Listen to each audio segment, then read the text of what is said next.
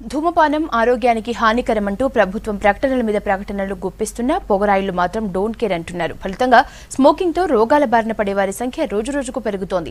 ధూమపానానికి బానిసై చేజేతులా ఆరోగ్యాన్ని చెడగొట్టుకుంటున్నారు. ధూమపానంతో ప్రాణాంతక వ్యాధులు వస్తాయని, సాధ్యమైనంతగా స్మోకింగ్ కు దూరంగా ఉండాలని అంటున్నారు డాక్టర్లు. ప్రపంచ ధూమపాన వ్యతిరేక దినోత్సవం సందర్భంగా V6 ప్రత్యేక కథనం.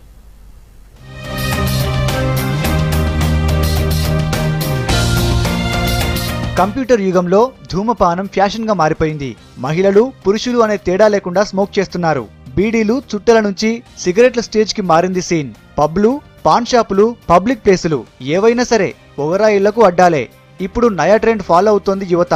పబ్ కల్చర్ కు అలవాటు పడిన యూత్ హుక్కాలను లాగించేస్తున్నారు.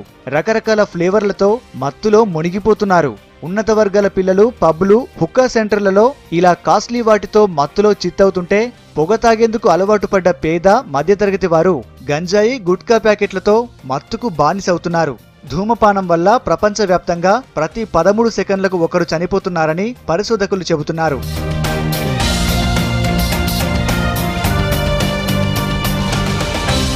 గుట్కా, పాన్ పరాక్లను నిషేధించినా అంతటా వీటి అమ్మకాలు జోరుగా సాగుతున్నాయి. కొందరు వీటికి బానిసలై రోగాల బారిన పడుతున్నారు. గంజాయికి అలవాటు పడి అనేక మంది యువకులు నోటి క్యాన్సర్ వ్యాధితో బాధపడుతున్నారు. ఇలాంటి వారి అలవాట్లు మార్చేందుకు హెల్పింగ్ హ్యాండ్ అనే స్వచ్ఛంద సంస్థ పనిచేస్తోంది. డాక్టర్ల ట్రీట్మెంట్ తో ప్రస్తుతం హ్యాపీగా ఉన్నామంటున్నారు బాధితులు. లైఫ్ లో నేను ఏమేం చేయకూడదు అని అనుకున్నానో అవన్నీ చేసిన. సిగరెట్ అనేది ఎంత డేంజర్ అనేది నాకు ఐఎమ్ అస్తమా పేషెంట్. సిగరెట్ వల్ల నా కెరియర్ అంటే నేను అండర్-16 ఏపీ టీం నుంచి క్రికెట్ ప్లేయర్. నేను ఆ సిగరెట్ స్మోక్ చేసేసి రన్నింగ్ చేయలేకపోయి అట్లా లేజినెస్ తయారై యూత్ అనేసి వచ్చేసి అడిక్ట్ అనేది గుడ్, చదువుకోవాలి అంటే ఎంజాయ్మెంట్ చేయాలి కానీ ఒక లిమిట్స్ ఉంటాయి. అది చెప్పేది లిమిట్స్ ఉంటాయి. ప్రతిదానికి ఒక లిమిట్ ఉంటుంది. లిమిట్ దాటినాకో then you have to face the problem. తాత్కాలిక ఆనందాన్నిచ్చే ధూమపానం వల్ల అనర్థాలే ఎక్కువ అంటున్నారు డాక్టర్లు. స్మోకింగ్ వల్ల గుండె జబ్బులతో పాటు పక్షవాతం, మతి స్థిమితం కోల్పోవడం లాంటివి జరుగుతాయంటున్నారు డాక్టర్లు. ఈ మత్తు పదార్థాల వల్ల మెయిన్ సైకియాట్రిక్ ప్రాబ్లమ్స్ ఎక్కువగా వస్తాయి.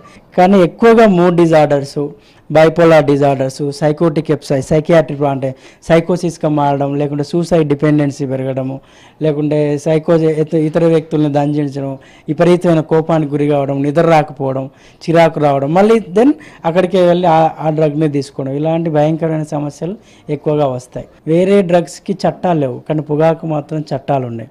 దీన్ని బహిరంగ ప్రదేశాల్లో తీసుకోవద్దని చెప్పేసి కానీ రకరకాల చట్టాలు ప్రభుత్వం పెట్టడం జరిగింది. పాన్ షాపులలో కానీ అక్కడిక్కడ ప్రొడక్షన్ ఎక్కువగా ఉంటుంది. వాటిని చాలా దర్జాగా పాన్ షాపులలో కూడా అమ్మడం జరుగుతుంది. దేశ జనాభాలో సుమారుగా 25 కోట్లకు పైగా పొగరాయిలున్నట్లు సర్వేలు చెబుతున్నాయి. బహిరంగ ప్రదేశాల్లో పొగ తాగడాన్ని ప్రభుత్వం నిషేధించినా ఆచరణలో మాత్రం విఫలమయ్యారు. నో స్మోకింగ్ ఏరియాల్లోనూ పొగ తాగుతూ ఇతరులకు ఇబ్బంది కలిగించడంతో పాటు తమ ఆరోగ్యాన్ని పాడు చేసుకుంటున్నారు పొగరాయిళ్లు. ఇప్పటికైనా ధూమపానానికి దూరంగా ఉండాలని సూచిస్తున్నారు డాక్టర్లు.